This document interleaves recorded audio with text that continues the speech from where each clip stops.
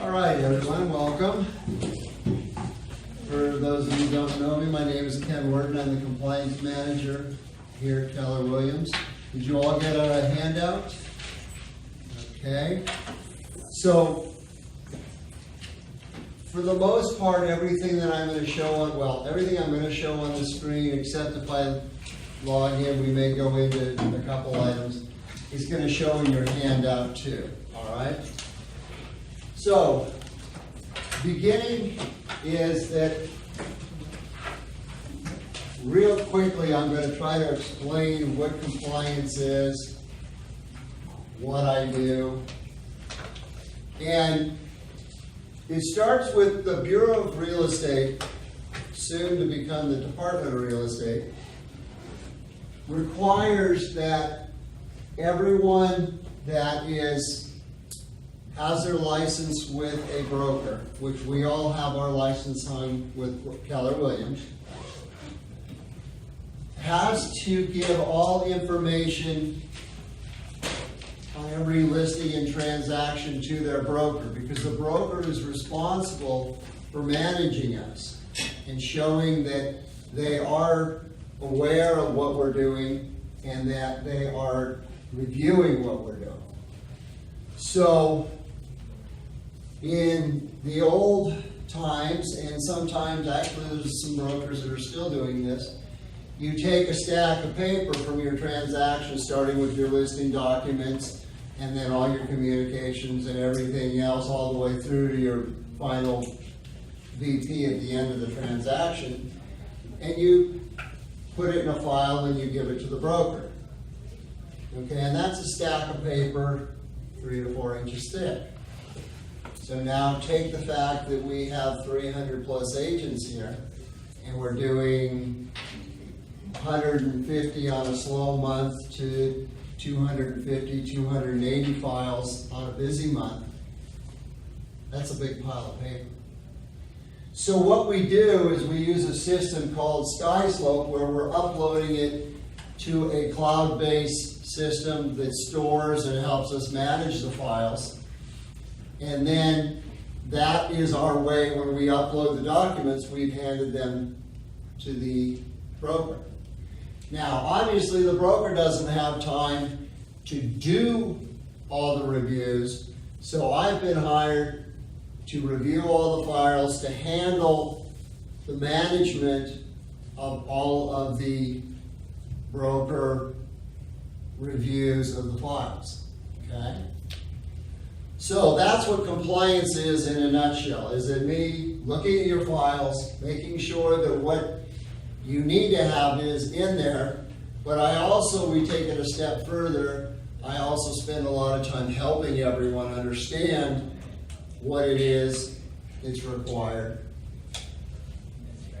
and help you become a better agent in terms of the paperwork side. Okay? So, the best way to get a hold of me is to send me a text. This is my cell phone number.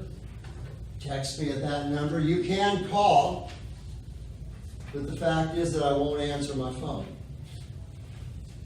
I mean, I do answer it, but very seldom do, so I'm going to just tell you I don't answer my phone. Right? So I don't want to set the expectations very high in that department. So you send me a text and say, hey, Ken, I've got a question on an offer I'm writing. In fact, that's why I walked in the office late, because I got a call came in. I didn't take the call, but I saw the text and I thought, oh, this is a quick question. It didn't turn out to be one, but that's fine. But that's the way to get a hold of me. I will call back. If you call me and you leave a voicemail, I lose it. I don't remember it's there. And so I don't even bother telling you that I'll respond back. And if you listen to my message, it tells you I won't listen to it. So send me a text at this. This is my office number, but very honestly, all it does is forward to my cell phone. Okay? So even if I'm sitting in there, I don't get it because it automatically immediately goes to myself. My email address is compliancekwabr332@gmail.com. you will use this email for pretty much everything that you do with me. It's used to put in review requests out of SkySlope. It's used for asking me questions. And so that's the important part outside of SkySlope. If you have a document or you have an issue that you want me to take a look at, or you don't understand what they're talking about, or you're concerned about the document, just send me an email. Say, Ken, just attach it to PDF. Ken, I don't understand this, or I need help with this. Can you help me? Okay? It might take me about a half a day to get back to you on it, but I will try to get back to you quickly. And then, if you have questions about TCs and stuff like that, you can ask those questions also here. Last thing is that if you're searching, once you've got my email in your system, type in compliance to search for it. Don't type in Ken, because my personal email is my name, Ken Worden. Okay, so you will have a tendency, I tend to get compliance questions sent to my personal email because people type in Ken and go, oh, there he is, and click and it goes. Okay? The other email that we have is for the TC department, and that's KWAB TC department. That is for TC, for getting a TC assigned to your file. Okay? We will talk about that a little later in the class today. All right. This series of classes, there's 4 classes. Today's class is the introduction. Next Tuesday is the residential listing agreement. 2 weeks from now will be the residential purchase agreement. And 3 weeks from now will be documents and disclosures and checklists. Okay? Each of these classes, especially the last 2, it's a ton of information. I'm hard pressed to hit less than 2 hours. Okay, it makes a long class. I apologize, but there's a ton of information in there. Okay, this one today will go about an hour and a half, hopefully, and class 2 is about an hour and a half to 2 hours also. Okay, any questions so far? All right. So now we're into the big handout, okay? Now, the first thing that I've got here is I set up a,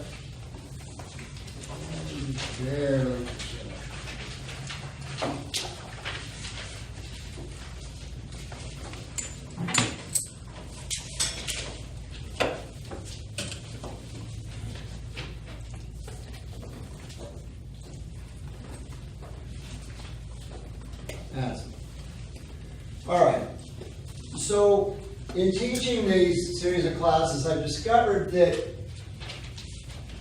in the beginning, everyone doesn't have a grasp of where the documents come from, where the documents go, CAR and SkySlope and GAVAR and everybody else, and where do I get this and that, and it becomes this big old jumble in our head.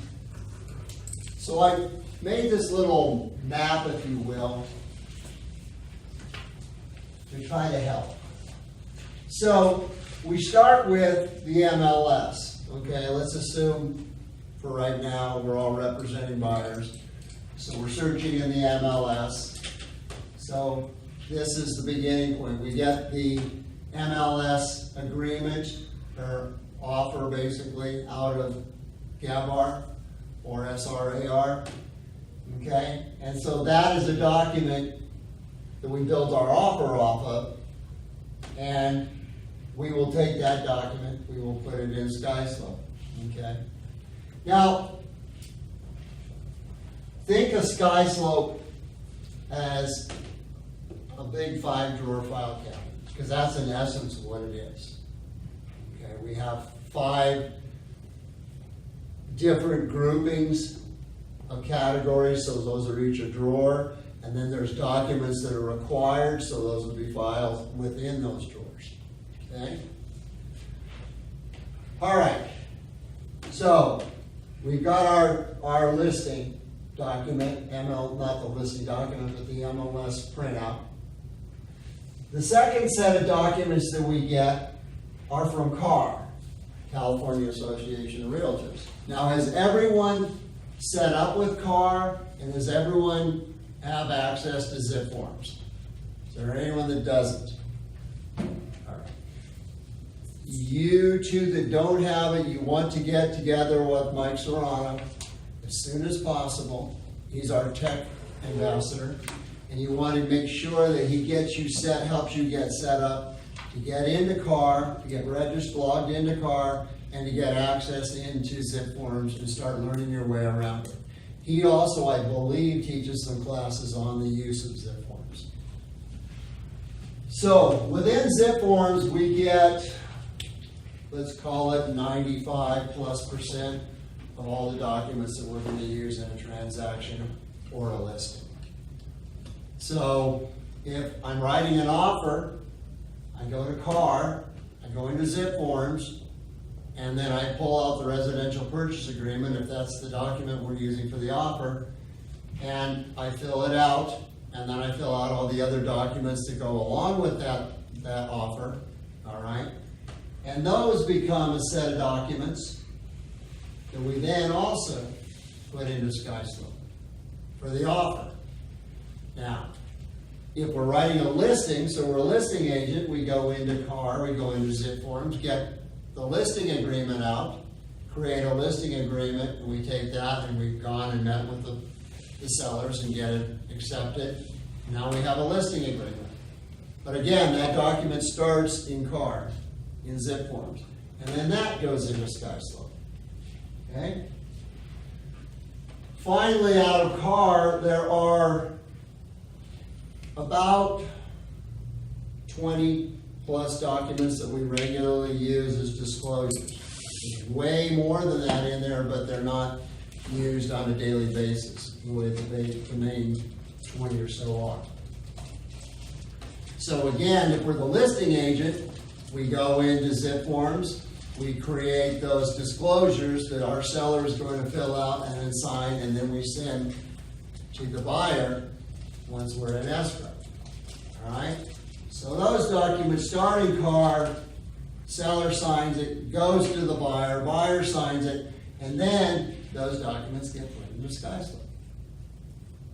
Okay, are we seeing a pattern here? We create, and it ends up in SkySlope. Okay? Last set of documents, well, there's two, they come from two places. There are some that come from the market center, and I'm going to show you later on where we store those documents. There's also some documents that you can get from GABAR, local area disclosures, etc. Now, those documents are also in our office internet, but you can get them from both places. But those documents are some disclosures that will be required during a transaction. So you get those, get them uploaded, signed by everybody, and then again, they go into SkySlope. Okay? So, 4 different areas. You've got the MLS, you've got CAR, you've got the office intranet, and you have GABAR. So there's 4 places that you're going to get your documents from. All right? Now, there are some brokerages that are going to have their own document or two that they require to be used. So those also might come from the listing agent from the other side, and they're asking you to have your client sign. Okay? But in all cases, we collect and then we file in SkySlope. And SkySlope's our filing cabinet. Okay? And it allows us to do some other stuff too. Any questions on that? Does that help you visualize a little bit what's going on? Now, is that all, you're talking about all digital there, it's not papers? No, everything that we get, everything that you get is, some documents you never have to print, okay? A huge number of them you don't. You can get you can take your offer, go into CAR, write the offer, you can electronically have it signed by yourself and your buyer, you can send it to the listing agent, the listing agent can get their seller to accept it, and then they're going to email it back to you, all in PDF, You never have printed that document. And then when you get it back, you put it in the SkySlope. And Okay? then we have you checking SkySlope to make sure that everything is. Right. is proper. Right. Okay? Now, one other thing before we get started. There is a phenomenal amount of information that is going to come out of these 4 classes. All right? And you're going to feel like, how in the heck am I ever going to remember all this? Because I remember when I started, it was like, there's no way. There is absolutely no way I'm going to remember all this stuff. Where does it go? Where does it come from? So, that's to be expected. Don't panic. I see faces at the end of my classes where I was like, I'm going to go back and do something else. This is crazy. But, and it is a bit crazy at first. But that's why we're having the classes. That's why we have the handouts. And if you take these handouts and don't just trash them when you walk out the door, you can go back and look at them and they will remind you of some of the stuff we're talking about. All of these classes are now being videoed, and by this weekend, they will be up. This class will be up on the internet for you to watch. And I'll be showing you where you'll get a link to get that. Okay? So, if you only get 25% of what I talk about in the class, the world is not going to end. Because you have the material, you have access to the video again. You also have access to me to call me and ask me, to text me and say, I've got this coming up, you talked about this document and I'm just totally blank on it. Okay? And I'll explain it to you and you will move on. Alright? So you're not alone in this by any means. Okay? And if you're not feeling overwhelmed by the end of my class, you're probably either asleep or not paying attention. Or you're a really experienced agent. Okay? So, but I don't want that to overwhelm you. Oh, last couple things on here. Last things, you'll see Office TC. And we will talk about this later in the class. We have a set of transaction coordinators that can handle your files for you. That can take everything from this side of the page and they'll put it into SkySlope for you. Okay? So that they can take about 70 to 80% of your workload in terms of the paperwork and handle it for you. Is there a fee to that? No, it's part of being a member of the office. At least it is right now. I never made promises. Okay. When you all started here, you were all given a username and password. I'm not even sure this is the sign-up sheet anymore, but somewhere I got it. And it helps me to remind everyone that you received a username and a password. If you don't know that username and the password, you can go back to Mike or the front desk and they can help you find it, okay? But you will need that to get into the office, back office internet. You'll need it to get into SkySlope. Okay, so 2 of the major things that we're going to talk about today. Without that, you're not going to have access. You can get it from the front office, you say? I know you can get it from Haley. She's probably the best person to go to. Okay. Front desk sometimes can answer it, sometimes maybe not. So this is just part of the massive handout that you got when you signed up here. It basically says that you're going to be coming to my classes. Congratulations, you're handling number 1. I'll come to classes here. Make sure that you get all your transactions and put them into the SkySlope system. And basically what you're doing is you're saying, yes, I understand it, all right, and then I will follow it. And remember that part of, we all signed an independent contractor agreement when we started here. And it tells us that we have to follow all the rules and regulations, and then we have to follow the laws of the state and so forth. But it also states in there that the broker does not need to give you, does not have to give you your check until all paperwork has been delivered to the broker and been approved. Okay? And a lot of people think, no, once I get my check in, it's mine. Okay? And there's just a small thing in between you and your check, and that is all this paperwork has to be in there. And Ken has to look at it. Okay? So,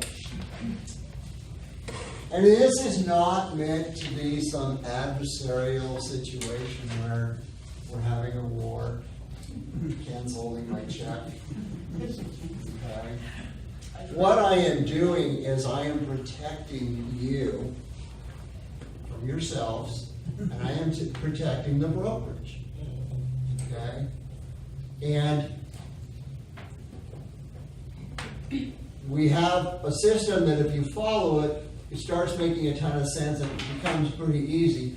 But there are some oddball transactions that you will get into that I'm going to go, wait a minute, this has happened, we need some more stuff. Okay, or I need you to clarify this or that. So part of it is we want to get the files looked at as quick as possible. We just instituted last week a push-up time of when fourth review is required, so that the office makes sure that we are looking at these files before the check is in the office. Because once the check's in the office, it gets very hard for you to complete a file. It's very painful for you to complete a file is what really happens. Because you're contacting the other side, and the other side is going, why didn't you ask this 2 weeks ago, 3 weeks ago? When I was doing all the rest of my file. Okay? Okay. So, mykw.kw.com is the address for the office, the back office. And when you go in there, how many of you have been into the e-edge portion of the system? Okay? This, everyone thinks of as e-edge because that's what it is. When you first go into MyKW, it's the e-edge platform where you keep track of your contacts, and you can do mailings, you can do drip campaigns, you can communicate back and forth with potential leads. Okay? It's a very powerful system. And again, this is a whole other class, just or two, teaching you about the e-edge system. But in the, so I skipped over. Username and password. You will, that one I said on the last page you will need, you're going to need that to get in here. And you've got to use that every time to get in. Then it comes into a window that looks like it's the e-edge window. And then under my contacts, and I've circled it, and it's hard to read even on the printout. It's hard to read even when you're looking in the screen. But if you click on that, that's a link to the back office. Why they couldn't have found a big spot and say link to back office, I don't know. And then you click on that. Now you're in a window that looks like this, which is the entrance into the back office. It allows you to see, gracious, my eyes are really getting bad. Why? Because I don't have glasses on. What do you think? Okay.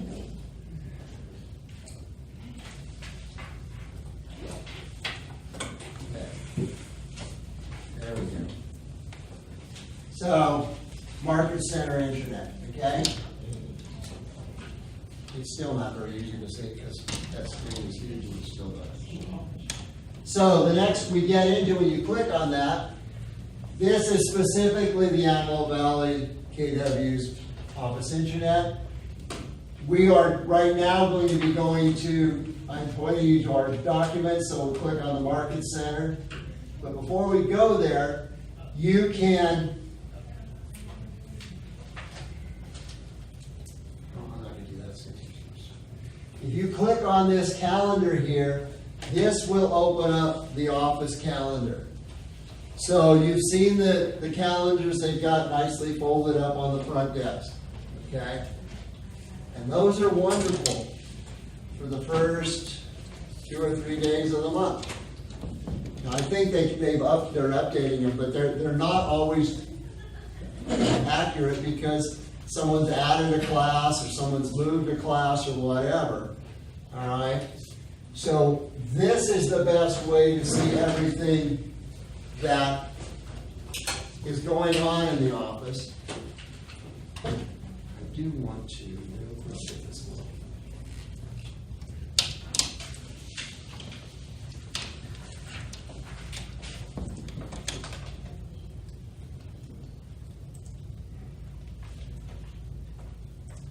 Okay, every morning, about 4:30 in the morning, you get an email that looks like this. Do you recognize it? Okay. I hope you all recognize it.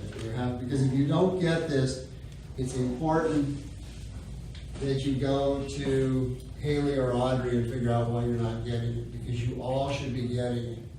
All right. If you're not, that means either we don't have the primary email you're looking at, or something else has got screwed up in the process. But the beauty of this email is that right here are the classes for today, okay? So you're all here in this class. So if every morning you open your email and take a look, you can see what's going on today in the office as far as classes and meetings, okay? So instead of dealing with a printed out one, instead of going in to the office intranet, you have a portion of the calendar right here. And if you click on it, it will take you in to the office intranet, to the calendar itself. And that's what we can go eventually online and look at what you're doing here today. Is that Right, correct.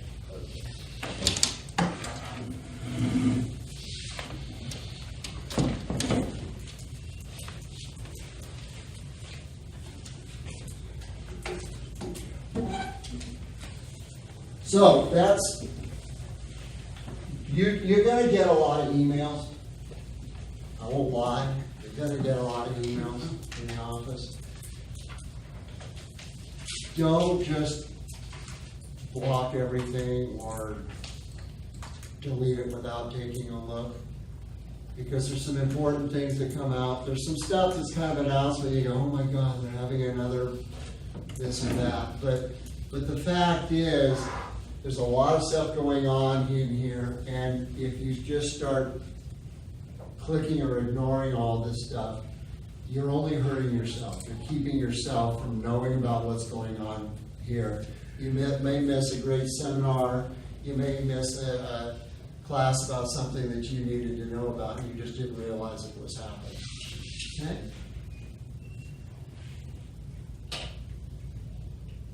Okay. Now, back on task. So, we're going to click on what we're heading here. My long-winded way of doing this. What we're heading for is the back office documents that you will need. Remember on that first sheet that I showed you, I said there was documents that came out of the back office. That's where we're headed right now. So you're going to click on the Market Center, and then this window opens up like this. And then you're going to click on Documents right here. And now a window opens up like this. Now, in my little world, I'm most excited about the SkySlope information, but there's a bunch of other stuff here. Master roster, KW Cares information, the E&O insurance is here. Okay, lot of different things that someone else may say, hey, go to the back office and you can find these under the documents, and this is what I'll be talking about also. For my little world, we're talking about SkySlope information, so you click on that, and now this window opens up with four folders: SkySlope documents, compliance video series, SkySlope transaction checklist, and commercial transactions. Don't worry too much about the commercial right now. So the next view that you're going to go covers about 3 pages. I've opened up all 3 of the first checklists. So the first checklist is documents. You will notice all my documents have a prefix. This prefix carries through. This is the same prefix. So if I look at this 401 and then I go into a checklist or I go into SkySlope, that 401 is going to lead me right to where this document goes. Okay? And vice versa, if you're in SkySlope or your TC says, I need a copy of the 401 SkySlope, I don't know, that's a little lousy example, of the 202 blue sheet. Okay? You could always go in here and click and open it up and you'd have the document you're looking for. Okay?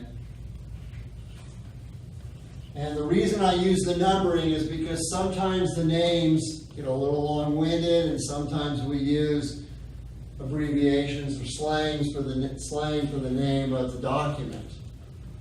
Okay. So,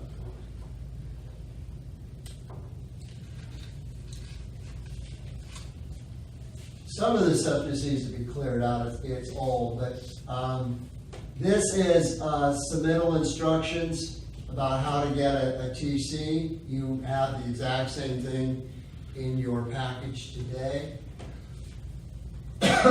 This here is a checklist that I built years ago that it's in an Excel spreadsheet that if you're good with Excel, it's a way you might want to take a look at to manage your listings and your transactions and individual listing and transaction.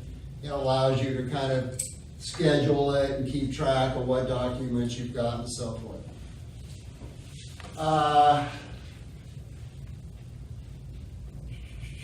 MLS exclusion, if you're dealing with a file that is not in the MLS. So either it's a FSBO, well, FSBO is more than likely what it is, okay?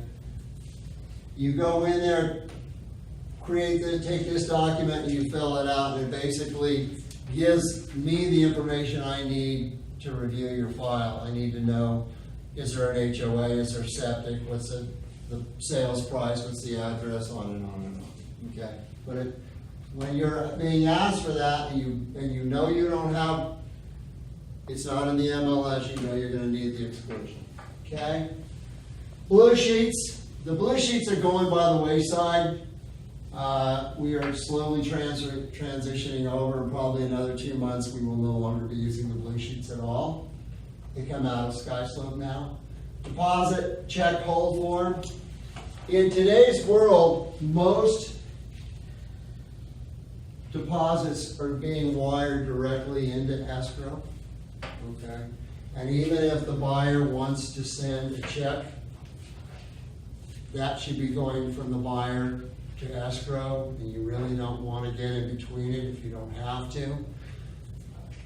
If you absolutely get stuck being given a check for the buyer, you're going to need to go to the MCA department in front of Audrey's office. She's got a box, and there's some a check hold form that you've got to fill out and give to her, put in her book. So you don't keep the check. You fill out the document, put the check in there, and then she holds the check until you're ready to take it to escrow or wherever it belongs. Don't be that person that loses the check in the backseat of their car. And it's happened. Okay? Affiliated business agreement, arrangement, contract escrow, and Bankers or Mortgage Express are both here in the office, mortgage company, escrow company. They are affiliated with the brokerage. There are some owners of the brokerage that are also owners of one or both of those businesses. So this affiliation, if you're using either contract escrow or Mortgage Express, you need to use this to make sure that the buyers and sellers are aware of that affiliation. Okay? Contract is very, very good about getting it taken care of for you. But if you're using Mortgage Express, you're going to need to make sure it happens because they're probably not going to. Investment advisory, if you're representing the buyer, okay? Not the seller, but the buyer, and the buyer is investing in the property. And my definition of an investor is someone that's not going to live in the property. They're buying it, and they're not living in it, so that makes them an investor. Okay? You fill out this and have you and them sign that, basically stating that you're giving them real estate advice, not investment advice. All right. Now we're getting to a couple that come out of Gawar. We put them up here also. The construction defect. This is actually, should be 2005 or newer. Residential earthquake hazards report for pre-1960 houses, environmental hazard book receipt. That's the receipt for the homeowner's guide that you can get from the home warranty companies. Also, it is up on zip forms. Zip forms is 4 pretty large files, but it's easy. Just click, attach them to emails, and send them out, and you're done with it. Antelope Valley disclosures. This is our local area disclosures, and this is the newest version, I hope. And then we also have out of SRAR, San Fernando Valley and Santa Clarita Valley addendums. Those are a little dated, but they're better than nothing. If you're not a member of SRAR, you need a local area disclosure. Okay? So that's the documents, and I'm going fast, and I'm hoping you're not worried about remembering all those. Compliance video series. We've set up videos that help you transition and learn items. And I'm going to, this year, I've really got a goal to start doing a lot more of these so that you can see a lot of this stuff without being in a class to do it. The 2 arrows for the review request process and SkySlope training, and there's actually one newer SkySlope training link that I put up since this, that is, you would either want, this one here is the original training link that we set up when we started with SkySlope. It's about 45 minutes long. The problem with it is that SkySlope has changed their look a lot. So it works basically the same, but it looks different. So it kind of is a little confusing to people. The other newer one that comes up is more, well, it was created at the beginning of the year. So it's very up to date in terms of how everything looks. My suggestion would be to watch one or the other one of those once, suffer through it. I think the new one's only about 35 minutes. But you need to get a feel for how SkySlope works, okay? Now, you say to me, well, I'm going to have a TC. I am not going to do all this paperwork myself. I am a disaster with paperwork, okay? So how many in the room have ever managed an employee? Okay. All right? You've had to, and it's not, okay, let's put it this way. How many of you have kids? All right, I hit a few more that way. If you have to manage someone and you don't have a basic idea of what they're doing, how are you going to manage them? when you tell them, well, why didn't this get done? And they're telling, well, the thingamajig and the whatchamacallit weren't working, and I couldn't do this, and I couldn't do that. Okay? So you have to have a basic understanding of how SkySlope works, because if you're going to use a TC, whether it's one of my office TCs or one of the paid TCs in the office, you need to have a basic idea how SkySlope works. You need to know how to go into SkySlope, fumble around in there, and look and see what document is in the checklist. Okay, we have these arguments on a daily basis where I put the document in, I put it in 3 times, or I keep sending it to the TC and they keep putting it in, and you don't like it, it's not right. The problem is they keep sending us the same darn document without the seller's signature on it. Okay? We get in a panic. And by we, I'm including myself in this because I've done this. I need this document. And you go find it in your list of files that are all jumbled up in your computer. You don't open it and look at it. It's this one, click, send. And it was the same one that was already there and was still wrong. Okay? So, get in the habit of, before you do the click and send, open it and take a quick look at it. Okay? You'll save yourself a lot of heartache. Well, watch this video, and then the review request process explains how you request a review out of SkySlope. All right? When you watch the videos, they talk about how the compliance officer knows that your file is ready to be looked at. That's really good in a small office. In our office, it doesn't work that way. I have no idea that you put documents in there. I have no idea you opened the file. Okay?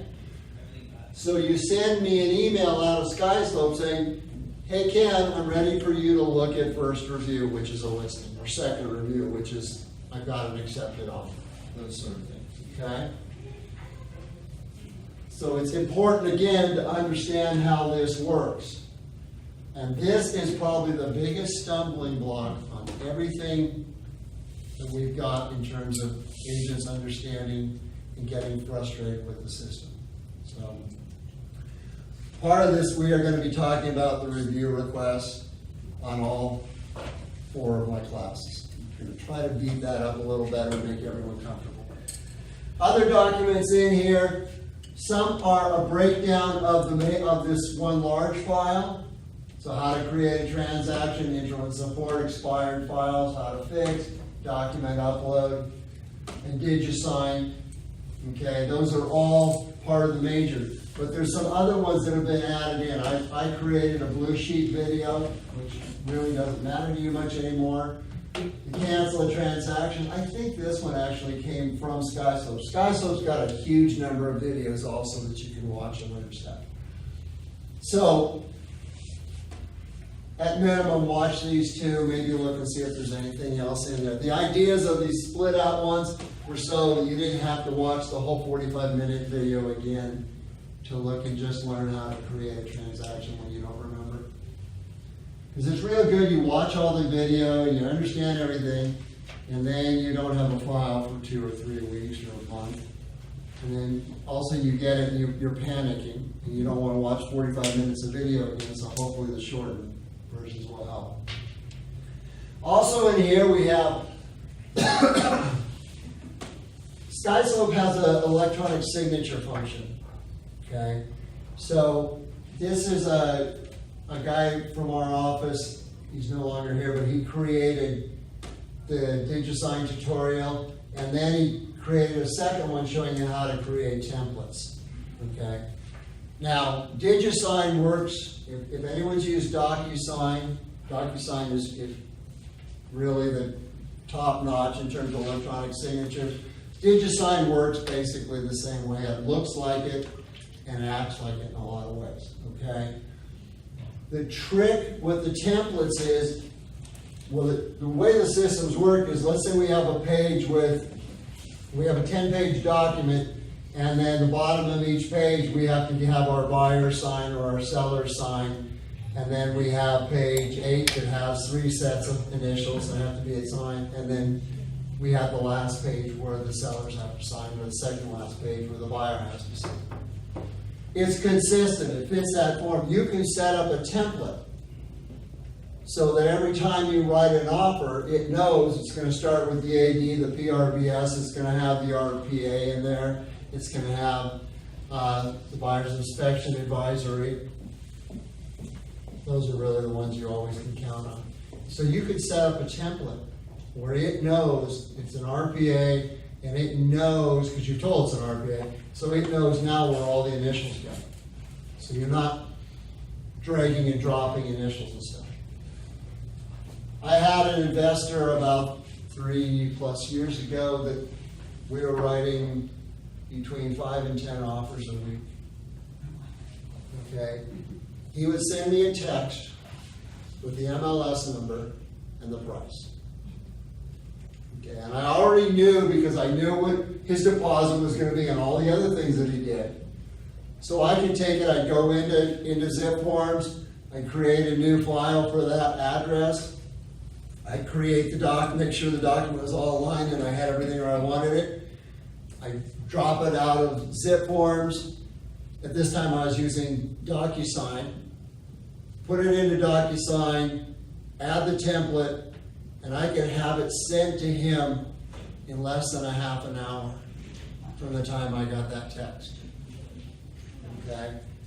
And I didn't make mistakes because I wasn't rushing, and that's where you make mistakes. And the problem with electronic signatures is you make mistakes dropping signatures and initials in the right spot. Okay? There's a lot more missed signatures with electronic signatures than there are before with wet signing everything. If you had the document right in front of you. Okay, enough of the videos.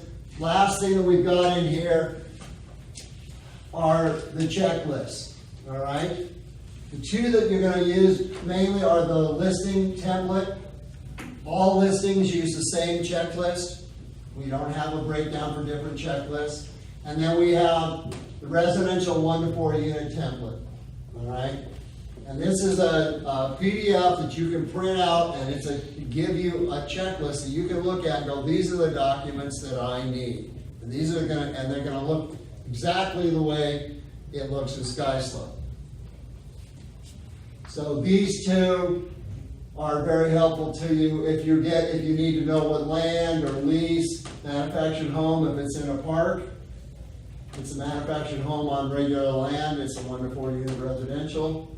New construction, yes. If your buyer goes to a model complex and buys a house and you've been signed up or be given a commission, you have to input it into SkySlope. Okay?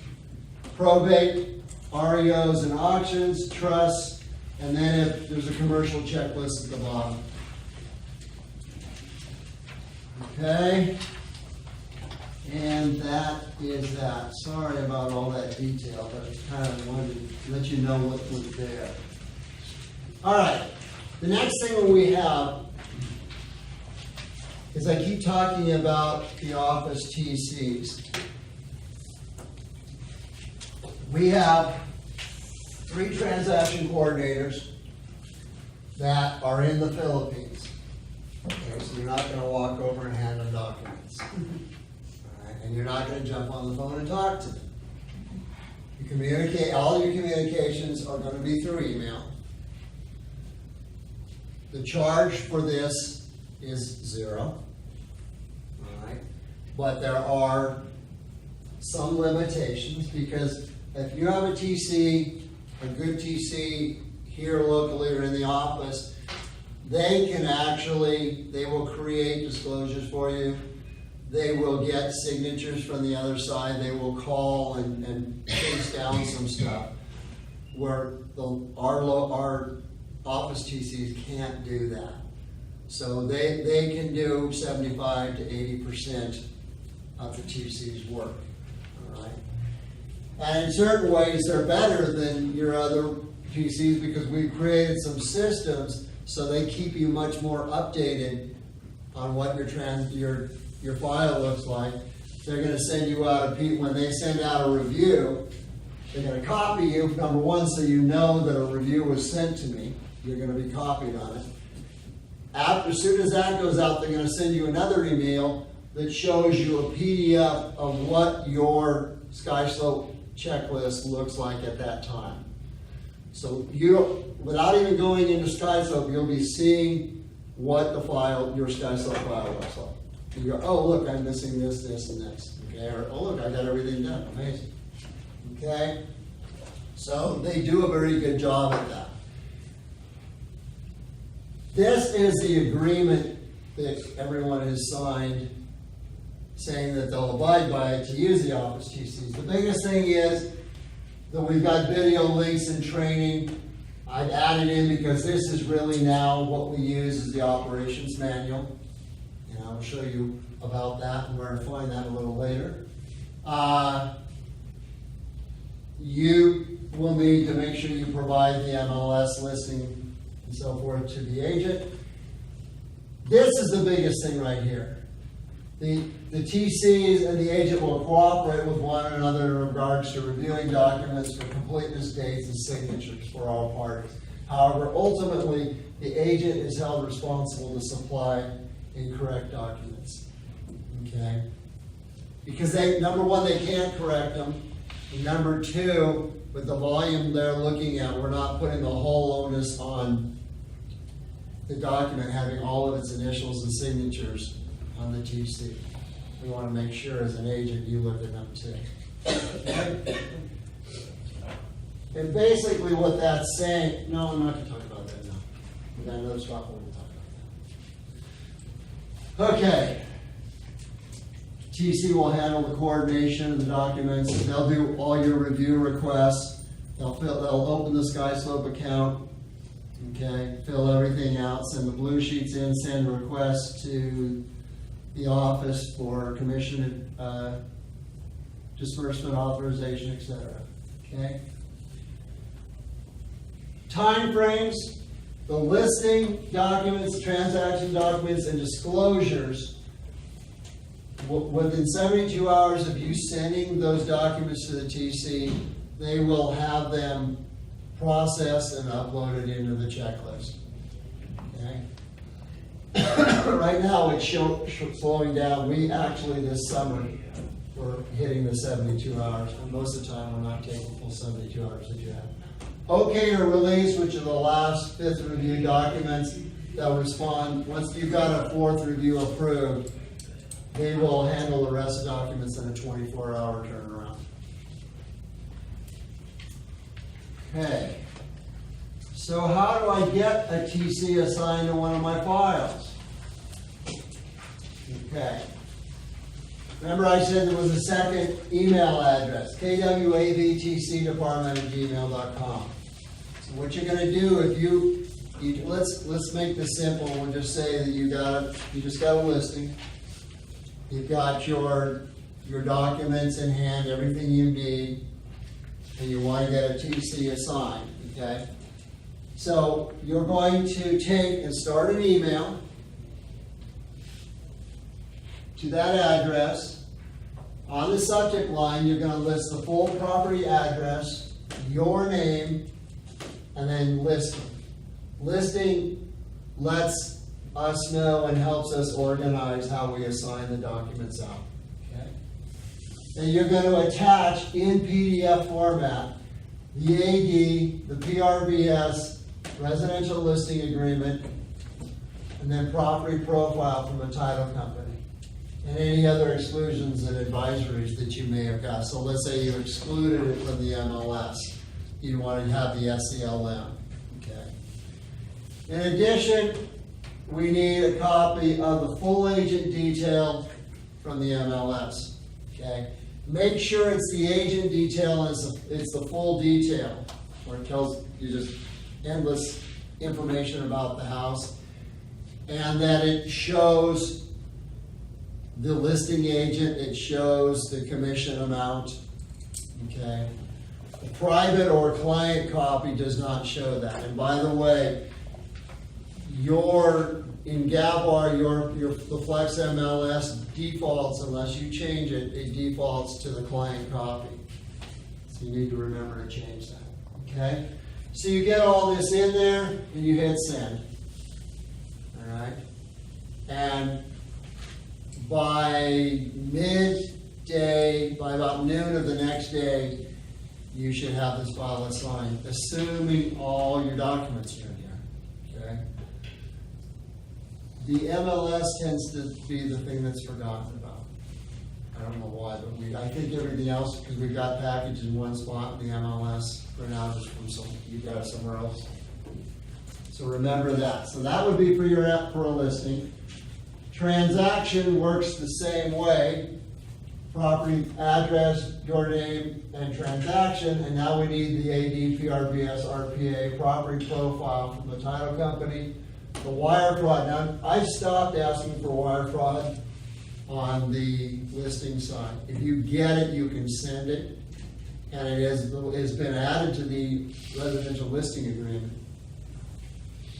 But to me, it's most important to have it signed when we get into transaction and go into escrow, because that's the time we really need to make sure that the sellers are reminded about the wire fraud problems. Okay, and then any other counter offers, addendums, or anything else that may have gone into getting an acceptance of the offer. Okay, I include the listing again, full agent detail. Okay, hit send, and then so if you send it in now, by noon or tomorrow, you have the file accepted, assuming everything's in there. So how do I know that it was accepted? I got an email back that looks like this. You'll only have one of the three names in there, but it's the person's name, the gal's name, and their email address, okay? And then it reminds you to forward escrow officer contact information and escrow number to your TC as soon as possible. You will need to send all further communications and documents to this TC email. Emails sent to any other address will be returned for your correct submittal. Okay. So make sure, we get a lot of when people have first had a TC assigned, they start responding back, and we get a lot of emails into the TC department email box, which we have too many of them to do anything with, so we just archive them. Okay, so they won't make it to your TC if you're not sending them to this TC. But this is the email address for Maureen. This is her email address, and that will be how you communicate with all the time, back and forth on that transaction. Okay. So if for some reason you don't, if something is wrong, you're going to get an email that in big, bold letters, and it used to be red, and I think they convinced me to change it to some other color. Red was progressive. So basically it says there were documents or items are incorrect, incomplete. Please read the whole email below, because what's going to happen is the email, underneath that, it goes right back to an email that looks like this, because this is the basis of the email. Above it will say, you've got a mistake, you got to fix it, and then it says read the full email, because down at the bottom, again in bold letters, it's going to explain to you what's missing. Okay, so carefully read that, and it should make sense to you. If you get one of those and you don't understand what it's saying, give me a holler and I'll help you understand it, okay? Because I can see all these emails that get sent out, so I can go in and look and say, okay, I can tell you exactly what you're missing, okay? So we try to detail it all out, but sometimes it's hard in the written word without going too crazy and drowning you in time trying to read it all. It gets a little hard to understand some of the things. Okay? So, now we're on down the road a few months. We've been pounding the pavement, and we've been very successful. We've got a couple of listings. You've got 3, 4 escrows open. And I'm using a TC for each of these, and the TCs are assigned in a random, in a rotation so that we keep everyone equally busy. So you could very well have all 3 TCs mixed on among those 5 escrows and 2 other listings. How the heck do I keep them apart? How do I know which TC is on which transaction? Well, you can take and put a whiteboard, you can list all the addresses and put the name of the TC next to it, which does you fine until you're not sitting in an office. Okay? So, what we've come up with, this is a Google Gmail contact. So you're going to create a new contact. You're going to, for the name of the contact, it's not going to be a person's name, it's going to be the address, the street address of that file. So if that escrow is 1234 Main Street in Palmdale, you're going to use that as the address. Okay? And then the contact information is going to be the TC's email address. All right. Now you can put a note of it's Lawrence in this case or whatever you want to do. Okay. So now you have this contact, which theoretically should be on your phone, should be on your computer, anywhere you're sending emails from. Okay.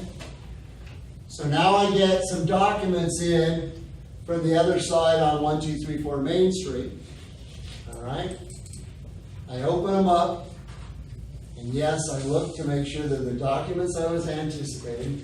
I look to make sure that they're all the pages I was anticipating for those documents, and I look to make sure that all the initials and the signatures have been completed. Okay? Now, why do I do that right away? So that if something's missing or if something's incomplete, I shoot an email right back and say, hey, thank you very much for sending this, but I noticed page 5 of the RPA is missing and your buyers did not sign this or that. Okay? Because if you do that, your chances of getting that corrected quickly are really, really good. All right?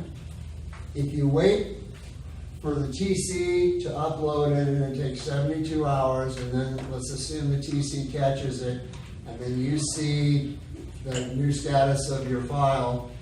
So 72 hours, maybe 4 days later, you're sending an email to that other agent saying the same thing. Your chances of response are dropping down. Okay? Because they're on somewhere else and they've got to go find those documents again. Okay? So, we got the documents, got a little off track as usual. We got the documents, we made sure everything's what we want, and now we want to forward them to our TC. So all I do is I can forward that email that I got. I don't have to download and save them all out. I just can forward that email, and then I don't remember which TC it is. So in the to box, I start typing in the address of the property. And as soon as I do that, this email address for this TC is going to come up as the contact. Okay? Don't use the street address for anything else. Don't use it for the sellers or whatever else. Keep it for this, and you'll hit it every time. Okay? So you click on that to select it. You can put a note on that to the TC that here's whatever documents they are. Okay? The only thing that you probably want to do also is whoever sent the email may or may not have used the street address. You know, more documents from Ralph, all right, which tells us nothing. The TCs really need the street address and everything they get. But you can change, when you do a forward, you can change the subject line. You can change the subject line to the address of your property. Okay? And then click send. And now it's down there. All right? And there's a large number of us that want to collect everything.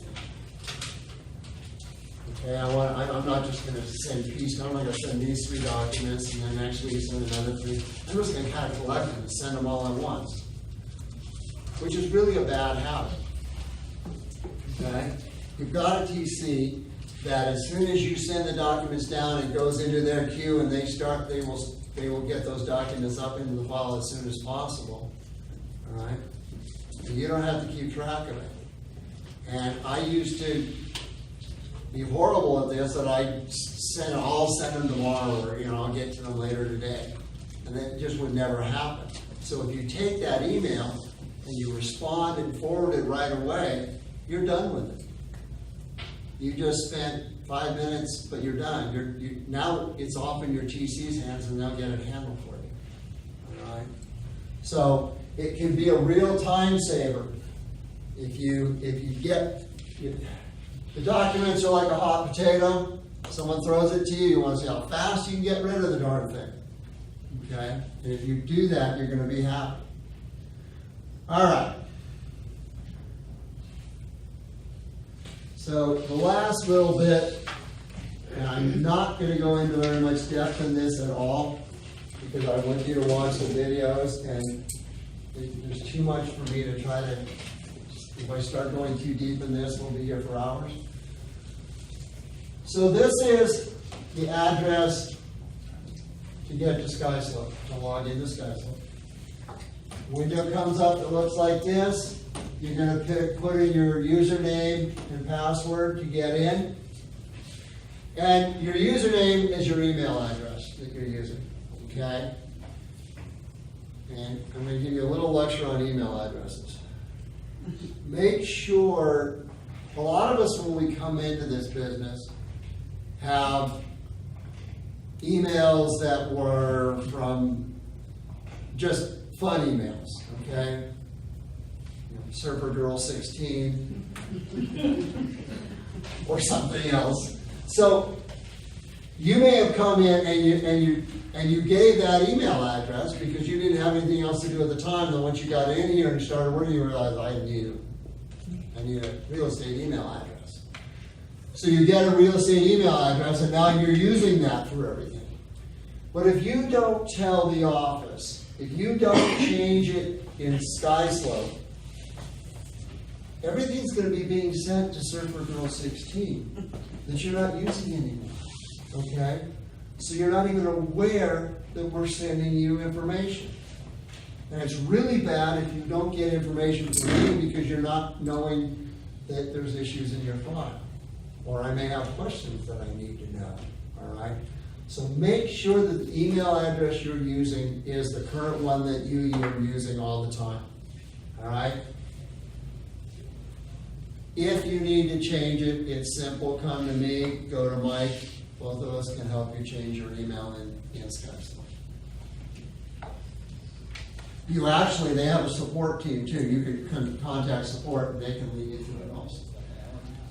So you log in and you come to a window that looks something like this, that has manage transactions, create a transaction, manage listings, create a listings, DigiSign, which is the electronic signature component of everything. Incomplete checklist, I'm not really sure what that is, I've never paid attention. Cancel contracts, these are for contracts that if you had a buyer, we were in escrow, turned out the buyer bought a truck and shouldn't have bought a truck, so we couldn't buy the house. So we had to cancel them, and now they're in the canceled contracts. This is where we're really proud because this is where all of our closed files are. Okay. So once we've closed the file and it disappears, the front office archives it. It goes out of our list of transactions right here, and it will go into archives, and it will stay there. They say at least 7 years. I think it's well beyond that. Okay. And this is important because if a client calls you and says, "Hey, you got my HUD one from I'm doing my taxes, and I need to know what you sold the house for," you can get in there and you can get that. Okay. You are mainly going to work out of, when you're doing a listing, you're going to create a listing in here, and then all your listings will be, you will find them in managed listings. All your transactions will be under managed transactions. Now, if you are, SkySlope looks at a listing and a transaction as kind of two different worlds, which I guess they are in a lot of ways. So if I get a listing, get all the documents signed and set up, and we've got a listing going, and I put it into SkySlope under listings, and then I will find it in the listings list. It will be there, all right? So now I get offers come in, and my seller accepts an offer. Now, I don't, if I'm the listing agent, this is only if I'm the listing agent, I don't come back and create a transaction. Because I already have a listing and I want to tie all that information from the listing into it. So I go into manage listings, I find that listing, and then I tell it that I want to convert it to a transaction. It will now take and open a set of windows that ask me questions about the buyer and the transaction side of it, but I don't have to start all over again about the property because we've already told it about the property when we get the listing, okay? If you don't do that, and you go in here and create a transaction, your listing documents aren't going to follow. You're going to do double work by putting information in here, and then when I review it, I'm going to say, hey, where's all your listing documents? Okay, and you're going to have to, I'll create spaces for them, but you're going to have to then go back in and get those listing documents uploaded. Okay.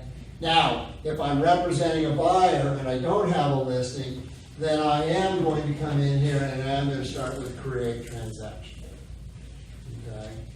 Kind of beat that one up because a lot of people make a mistake at that early on. They don't understand that if I have a listing, I take that listing and I convert it. I don't start a new transaction. All right. The other thing in here, and then this is a quick look at a partial checklist where it gives us information about the property, and then each line item gives us information about the different documents that we're looking for. Okay, yes. Is it okay to attach corrected documents directly into this checklist? Yes. Yes. Why are you asking that? Because when I was going through it, it's a little bit easier for me to kind of go down my checklist, and if I go make the corrections, but then when I have the document, sometimes I get mixed up emailing it. So I found it to be easier if I could just attach it to the. So do you do? Are you doing the files totally yourself, or you have a TC? I have TC. Yes, you can do it, but what you need to do is you need to tell your TC that you've uploaded documents. Mm-hmm. Because the way they basically work is they're working off their emails, and if documents come in, they go, oh, and they go into that file and they load them in. Mm-hmm. But if you put in all the documents and they're waiting for documents, especially at the tail end of a transaction, they don't know that they're in there. They don't go in every day and look at them because each TC has got over 80 files that they're following. So they really can't, they just don't arbitrarily go in. So if you put the documents in, that's great, that saves time. Send them an email and say, hey, I uploaded the last 4 documents that I need. Can you request fourth review? Okay, so communicate. I think that's the biggest part of this, is communicate with your TC. And a lot of people aren't doing that. And then they're getting mad because the TC is not doing anything, but the TC is not really aware. In the same way that if you don't send me a review, I don't know your file's ready for me to look at. The TC doesn't know that it's ready to move to the next step unless you tell them the documents are in there. So I'm not going to stop you from uploading documents. In fact, I think it's positive in a lot of ways. If you're in your file and you're really looking at it, you're going to be more efficient in your file. Okay?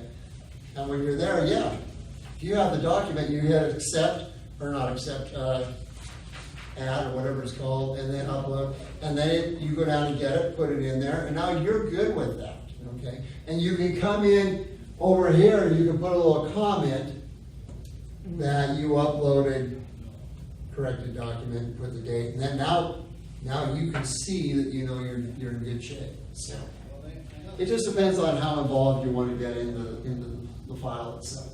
Okay. Now, one of the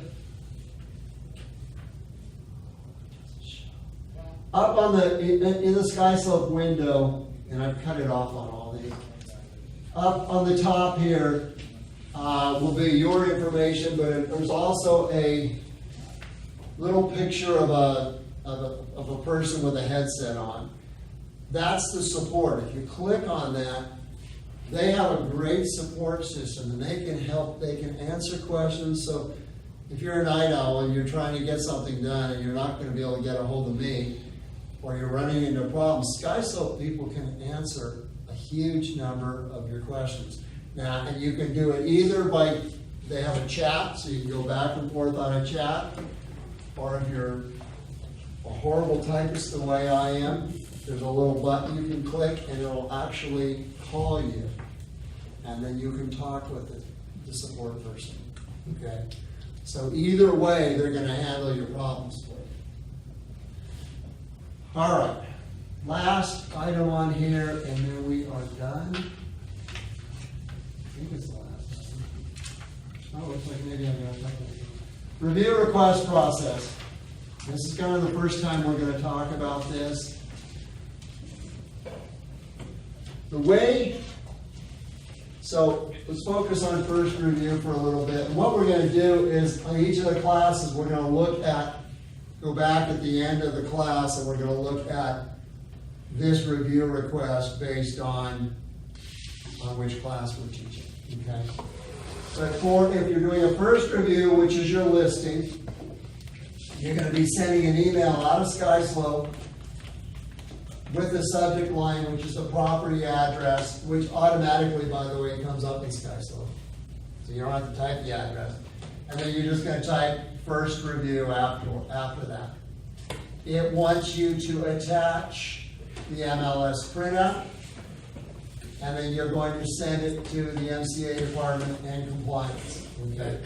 And I think what I will try to do next week is at the end is we'll go into SkySlope, I'll grab a listing, and we'll send in a request, and I'll show you how simple it is to do it, okay?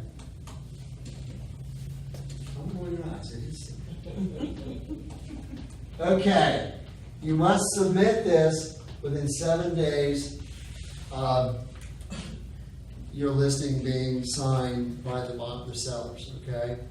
It's very important that you get these files in and started. And listings, people have a tendency to go, I'm not going to worry about it because we really don't do much until we go into escrow, until I get offers and so forth.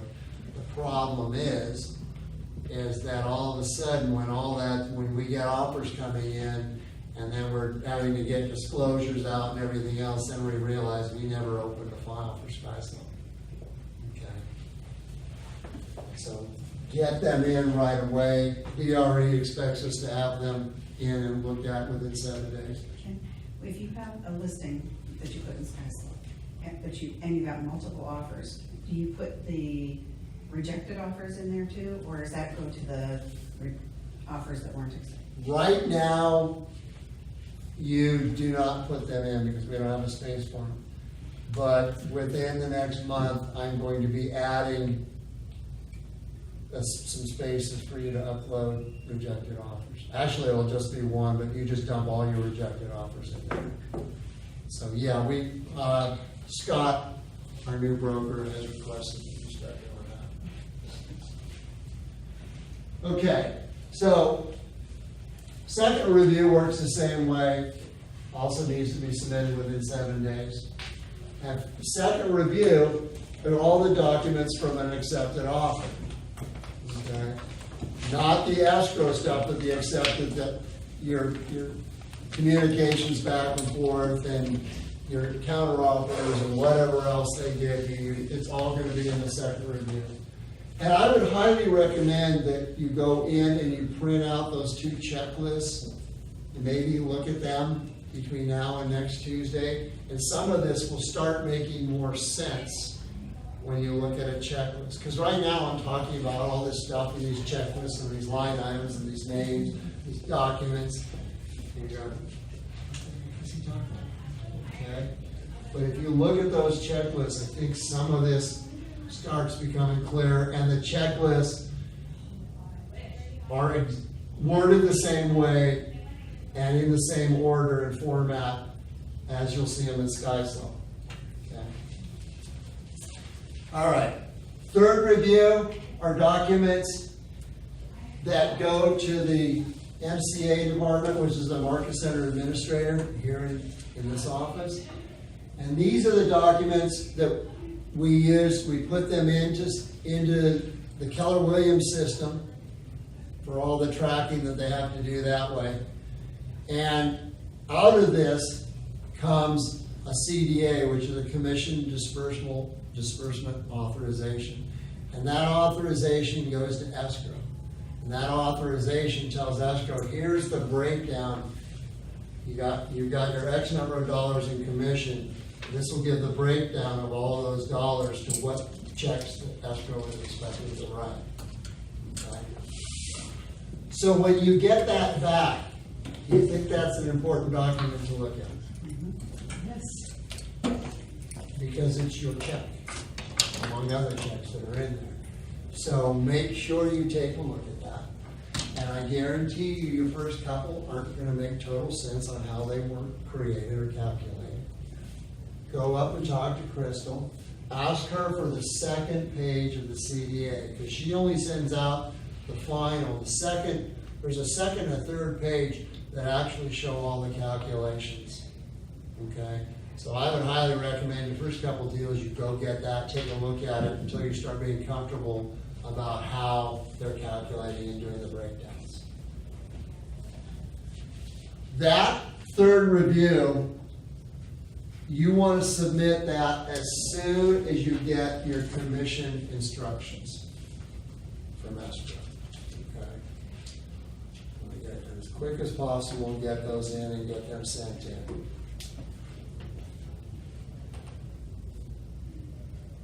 Fourth review gets sent in. Oh, I don't have it on here.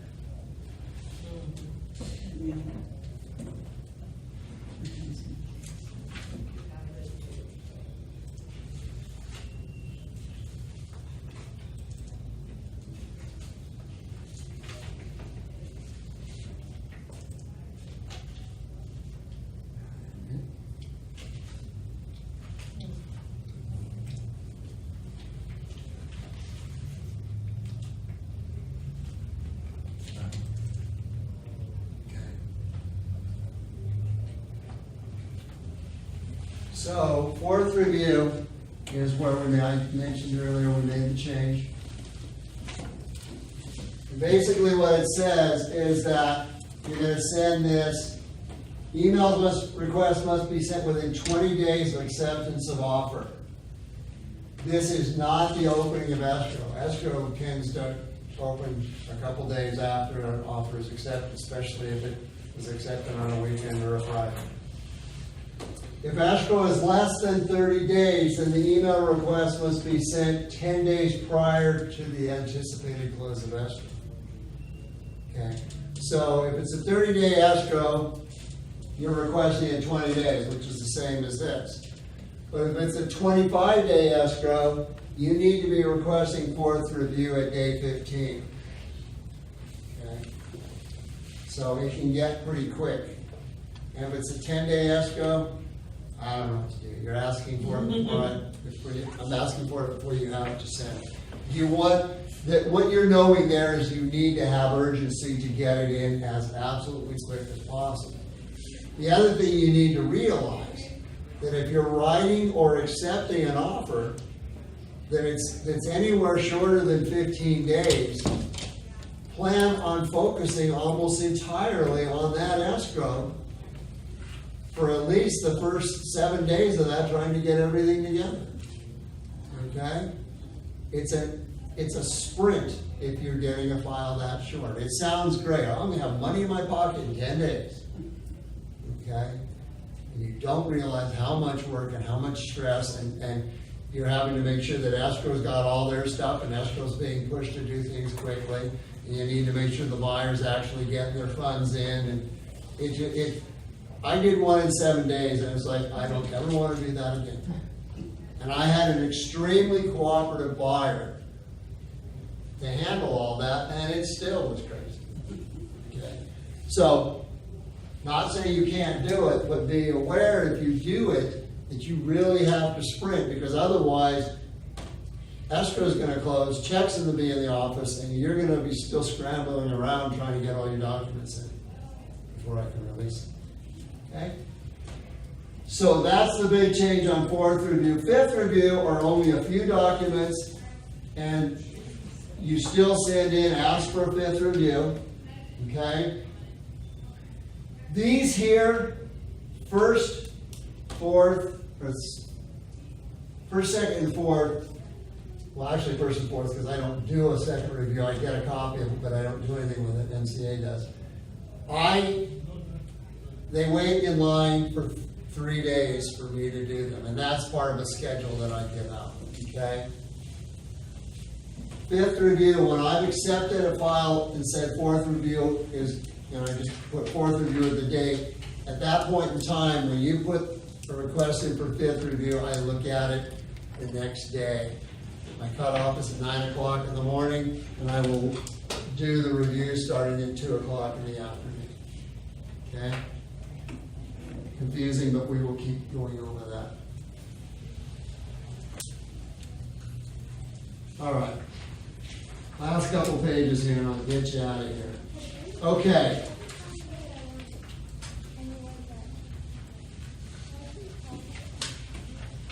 Every Monday, except for yesterday, because I sent the schedule out this morning instead of yesterday, I forgot to.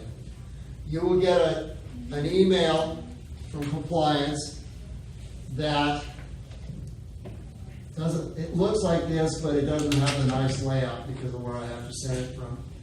But it shows you the schedule for the week. All right? So basically it is saying that if I request, let's go backwards. If I've got a file closing on Monday, next Monday, that means at minimum you need to have requested the file for review on Tuesday prior. All right? And that's assuming that everything is exact and you don't have to come in for something else. I would add at least 1 day pad. So realistically, you need to be requesting for fourth review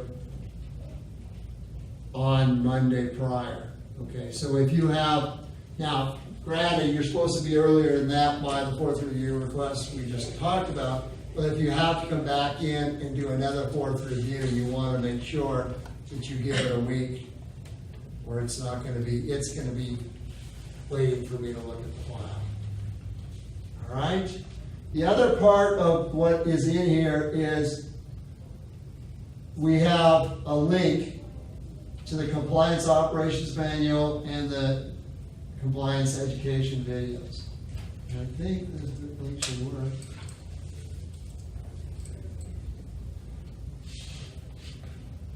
And this is a link to my personal OneDrive account that I've shared this folder with, okay?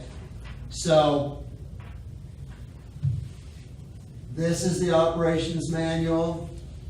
These would be links to all the videos, and then these would be the links to the handouts. So, for instance, the handout, just to be simple, the easiest way to do it is click on the box there, and then you can either open it or online, or you can open it in the browser. And since they're all PDFs, you can open the browser. And there's the handout that you guys have right now. Okay? How do I get out of this? Okay.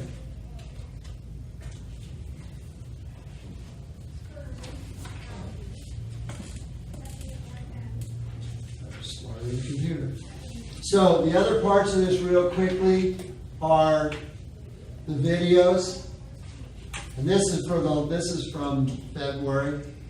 If you open this, there are your links. That was the link for the first class, second, third, and fourth, okay?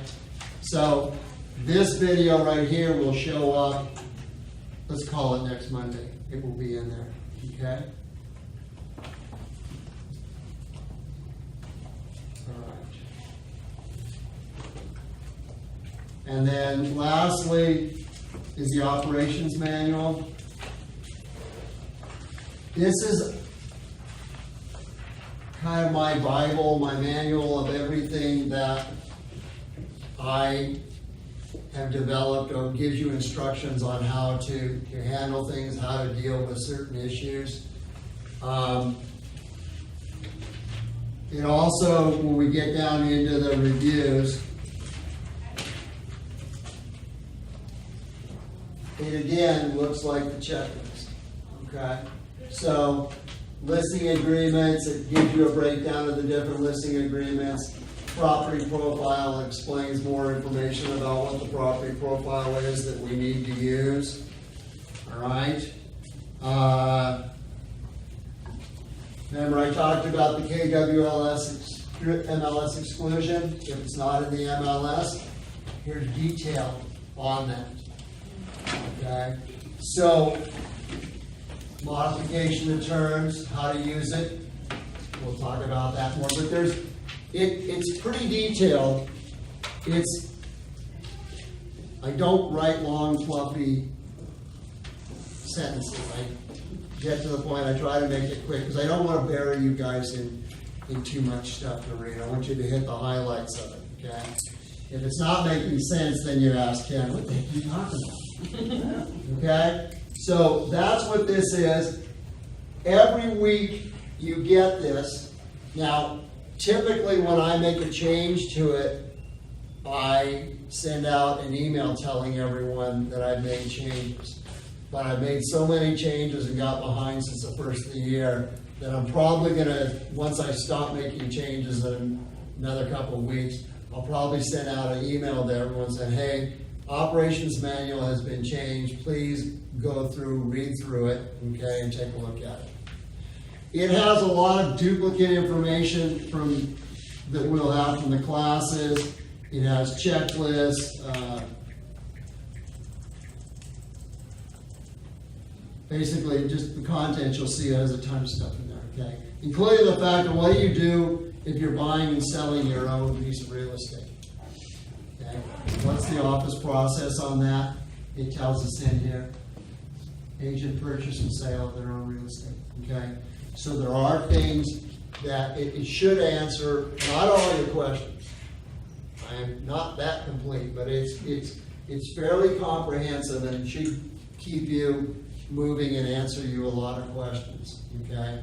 And so if you get, say you get me, I'm reviewing a file and I make a comment about a document, I would highly suggest, and you're kind of questioning where I'm coming from, I would suggest you come into the line item for that file, for that item in the operations manual, read what I have to say for it, because that may answer your questions before you need to chase anything else around. Okay? All right. I hope. Yeah, that's everything. And I just get back to where the documents came from again. All right, well, thank you very much. Thank you.